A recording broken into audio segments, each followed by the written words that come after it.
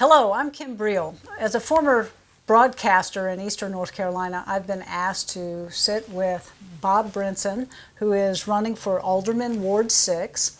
And we're going to sit today and I'm going to ask him some pretty detailed questions about who he is and why he's running. So I hope you'll stay tuned. Take some notes if you'd like, if you're that serious, but we're going to have some fun today getting to know this guy here to my left. So he's a New Bern native, which I didn't know, an Army veteran, Army spouse, father of 3, a volunteer, and now again, you're running for Alderman Ward 6. We're hosting this interview because voters need to get to know who you are. We talked about that. Right. We see names posted around. Sometimes we see a 30-second commercial. Really doesn't give voters or me or neighbors a good idea of who you are. Right. Okay? So the first question I want to know is about the roots, your ancestry, and tell me about New Bern, North Carolina long ago. Well, as it turns out, I was raised in Bryce's Creek. My mother and father moved here shortly after I was born and grew up there, went through the schools here, school systems and high school, and graduated. And so I lived in the back of Bryce's Creek many years ago before all those developments. I typically tell people Snug Harbor was just a couple of houses in the middle of a farmer's field back there. And we're getting ready to celebrate Merchants, having sold. He's been there since 1978. I remember when it was called Brock's right before he bought it. So, been here a little while, and downtown New Bern has certainly changed a lot for the better. New Bern has grown. There's a lot more opportunities. There's a lot more things to do. And so really, it was one of those things when I went in the military, I just kept comparing everywhere I went back to New Bern. And so it really became a pretty easy decision transitioning out of the military where we were going to come back to. And so we came back to New Bern. That was going to be one of my later questions, and we'll get back to that down the list. But as we talk about you going to high school at New Bern Senior High School, I read where you were the senior class president, and that tells me that this is a guy that likes leadership roles, right? Yeah. So kind of talk to me about that senior year and who you were and why you went that direction and saying, vote for me, I can help the student body. Well, the senior year, that is rather interesting. I did want to be a leader amongst our folks there, and I really but didn't really belong to any of the cliques that were there. I was pretty much welcomed and accepted in any group that I associated with, and so really it was an attempt to bring folks together and try and lead the senior class as a class and not necessarily the cliques that we had. And so it was a leadership opportunity to kind of transcend all of those different little organizations. And one of the mottos we had, you come up with your little monikers, and my thing was vote for me, Bobby B, and had a little, we actually had campaign buttons that we had, and it had a bear on it, so that was kind of cool. That is great. That is fantastic. So after high school, you go to attend the United States Military Academy at West Point. Yes. Smart guy. How did that kind of define who you are today, that experience? Well, I tell you, it literally, brought me out of a shell and developed me as a leader. All the things that you expect a military academy to do, that's what it did, because you learn planning, you learn discipline, you learn leadership qualities, and then they develop those in you. But it also was, I was an introvert, small town New Bern. Tiny New Bern when it went to West Point, and then you're meeting people from all over the nation, and you come together in this big melting pot, and you're dealing with people from big cities, you're dealing with from the farms, you're dealing with personalities that range from the outrageous to the, you know, in your shell and doesn't really talk to anybody. And so it's kind of the microcosm where you learn how to deal with people, and you learn how to do the hardest thing there ever is, and lead your peers.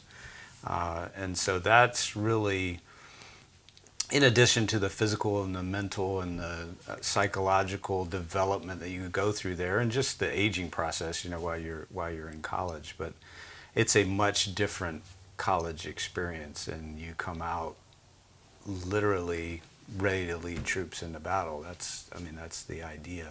Did you know you wanted to go into the military at an early age, or did this happen closer to junior, senior in high school? This happened kind of junior, senior high school. One day, and interestingly, it was an Army-Navy game. My dad, said, "Hey, have you ever thought about West Point and going into the military?" And I was like, "Well, no, not really. Never heard of it. What's it about?" He's like, "Well, hey, let's watch the game." So we kind of watched the game, and then he started getting me involved or introduced to some of the West Point Society groups around here, and so I started meeting other cadets. And so it was really kind of at my dad's urging, or urging is probably a strong word, but education from my dad. And then there's really a history there too, because I come from people that have served in the military. My dad served in the National Guard, Virginia and North Carolina. I had both grandfathers in World War II. I had a great grandfather that he was kind of in between wars. He was too young for World War I, too old for World War II, but he was in the Army. So it was kind of one of those, are you interested? Yeah, that sounds like a good thing. And then it was like, oh, I found out the history of, well, you have a long line of, of people going in the military. Okay, so let's talk about your lovely wife, Amy, your Mm-hmm. kids, 3 kids, and how the family dynamic kind of works into how you love to serve the community. Tell me a little bit about your family. Yeah. So I met Amy at West Point.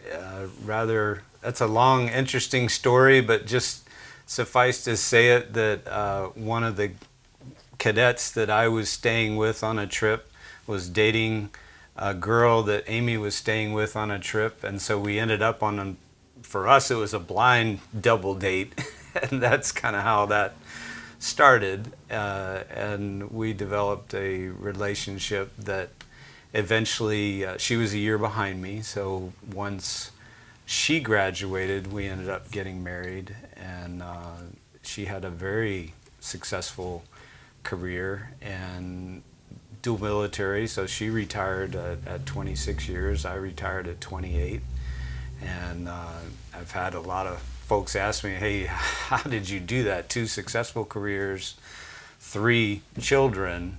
And literally, as a dual military couple, it's one day at a time. And I mean, you figure out who's doing what at any given hour. And so we did have 3 kids while we were there. 2 of them were born in Germany. One of them was born in Atlanta. And I tell you, one of the very interesting things that my oldest son said, we were at Texas at the time. It was before he graduated high school and then went off to college. And I was like, "Hey, how do you think that we had such a great relationship with all that stress?" Because one of the things I always put on my support form as an accomplishment was I'm still married and my 3 kids don't hate me. And what my oldest son told me has really stuck with me, and it was, well, every time we moved, we only had each other. And we relied on each other, and we supported one another, and we worked our way through those. And so even today, while the kids have kind of moved out, we still have a relationship with them that I think people would be envious of. We talk to them all the time, and they ask us for advice and support and things like that. And so that's one of those where that crucible of that life, it either pulls you together or it drives you apart. And in our case, it certainly made us much closer. Yeah, yeah. That's so good that your oldest son kind of got you to open your eyes a little bit about what had happened in your family. You all did a great job, obviously. So would you say that you're an overachiever? And I say that because on your website that I read, you attended classes at night and on the weekends to earn a master's of public administration. I mean, you just don't stop. Well, overachiever, I guess. You could say that. Like we talked. I mean, one of the things that in high school I was voted most likely to succeed and most ambitious. I guess that goes along with that personality trait. And I mean, the military, they expect you as you go up in rank to increase your education. And being a dual military couple, we didn't always have the opportunities to do those types of programs because it would pull us apart. Mm-hmm. And so instead of being a geographic bachelor, we actually made decisions that essentially affected our careers, but made the decisions to stay together for things. And so for me to get that education, it was nights and weekends, and in order to get that master's degree. And so it's kind of one of those things, you know what you need to do, and then you have to put forth the effort and the work to do it, and the discipline. So that's so rather than say, for me, saying an overachiever, it's I know what I need to do and know what I want, and I know what it takes to get there. It's impressive. Impressive. So you don't shy away from public service either.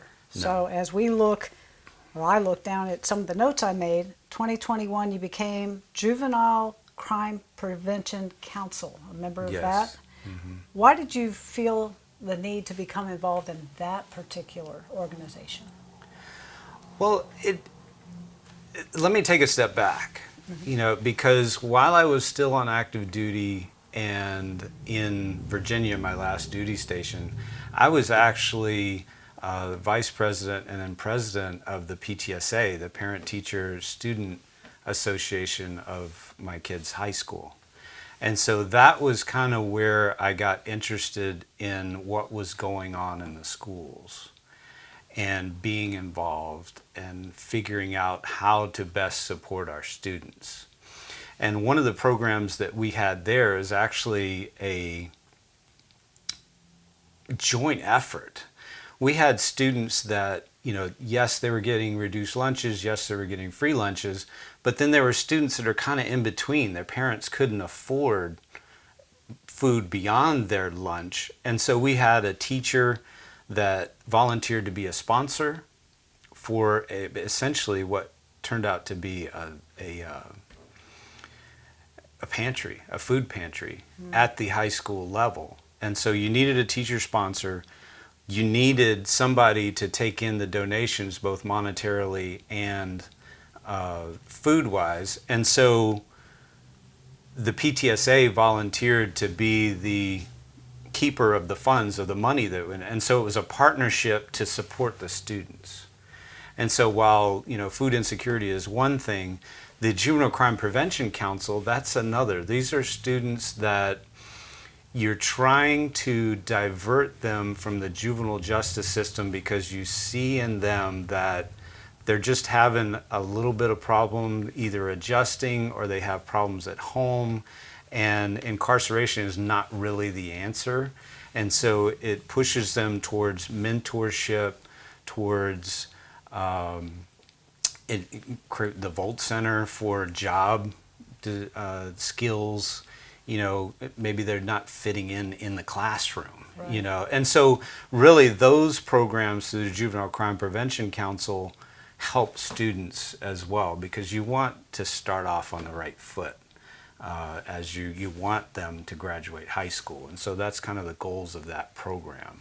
And so it just kind of goes back. But you don't have to pick me, I'm there, I'm going to do this. You do this because of who you are.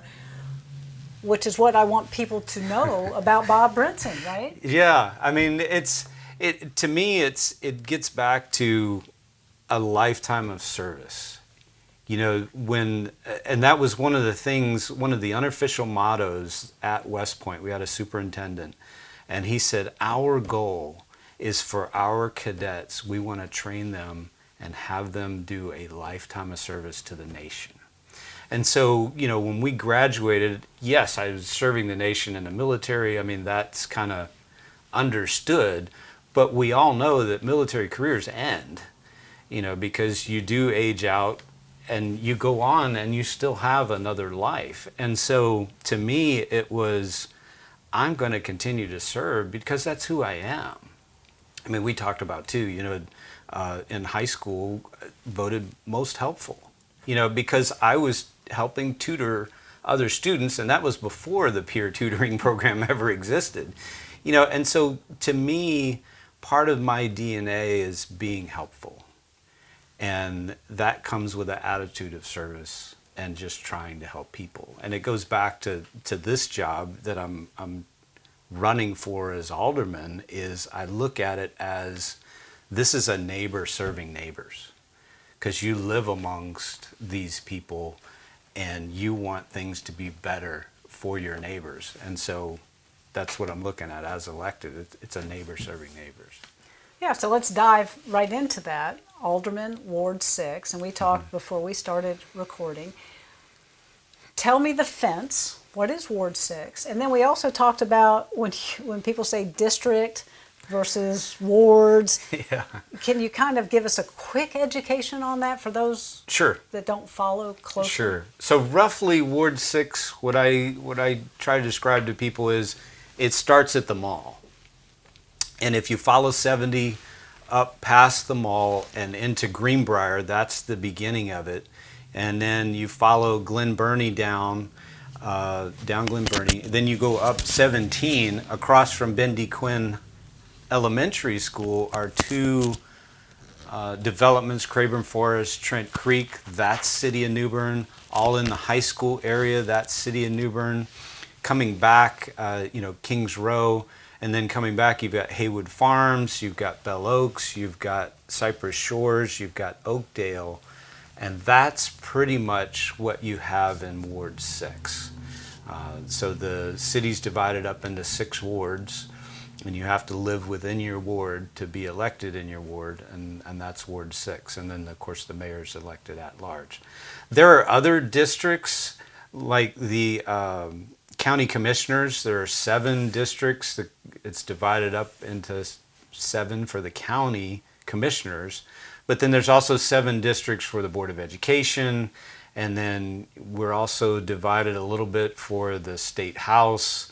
And, you know, then you have the state senate, which all of Craven County is in the same district now with Lenoir County. So literally, like I was explaining, you have to look up your address in order to figure out all these layers of maps and which district you're in, depending on what level of government you want to focus on. And then you were specific in telling me that this is a New Bern race. Kind of explain that to me. Yes.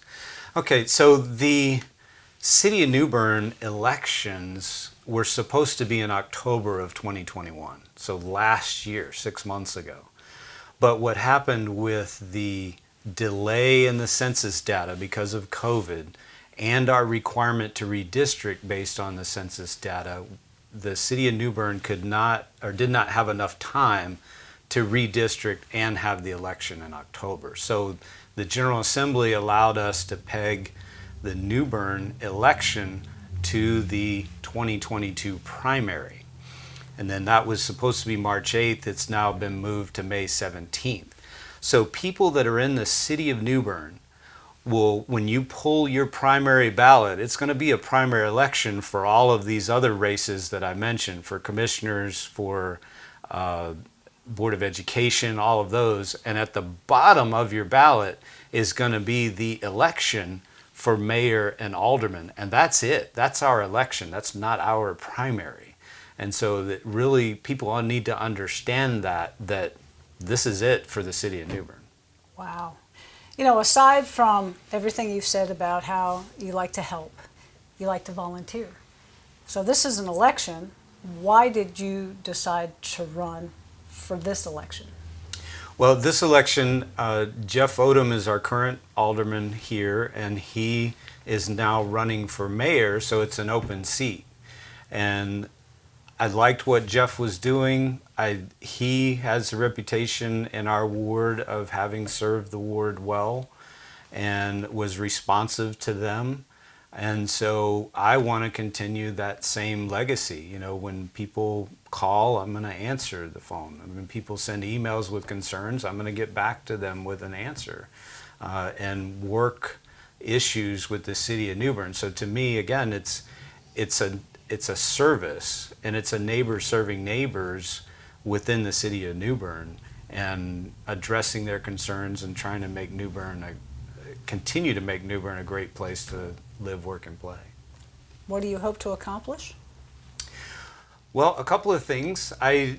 Sidewalks and bikeways. I mean, that to me is something we need, but sidewalks and bikeways are expensive. So, you know, we can finance some of them, but others we're probably going to have to get grants and whatnot. But what I kind of envision, what I'd like to see, is we have the new Marietta Park.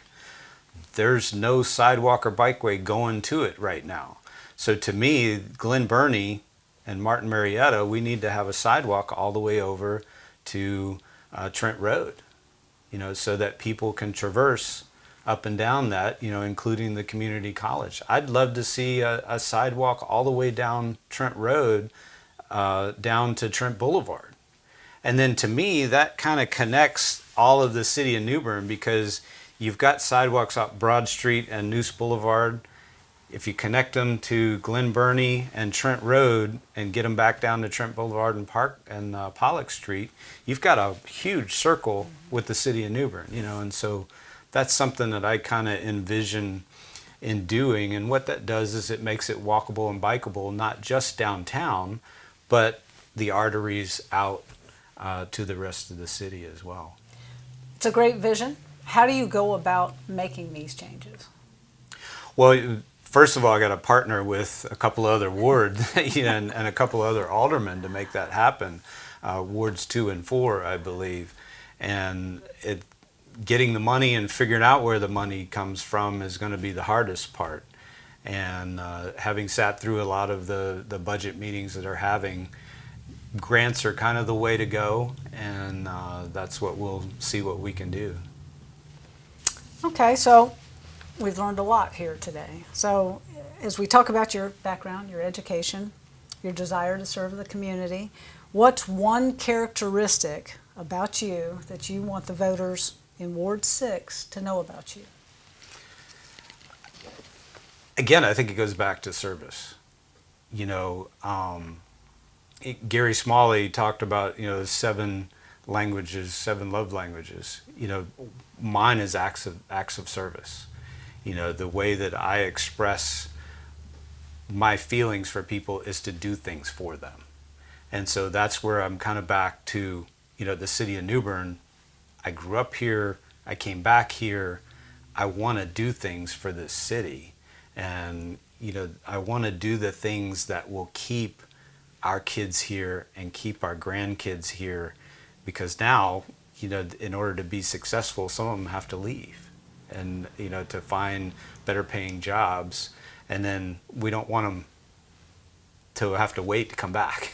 So my point is, you know, there are things that I think we can do to make New Bern better and to grow it smartly and to keep our folks here. Well said. We appreciate your time, letting us get inside the heart and the mind of Bob Brinson running for Alderman Ward 6. So you can share this. You can find more information about Bob on his website, bobbrinsonjr.com. And we hope to see you at the polls when it comes time to vote. We'll see you then.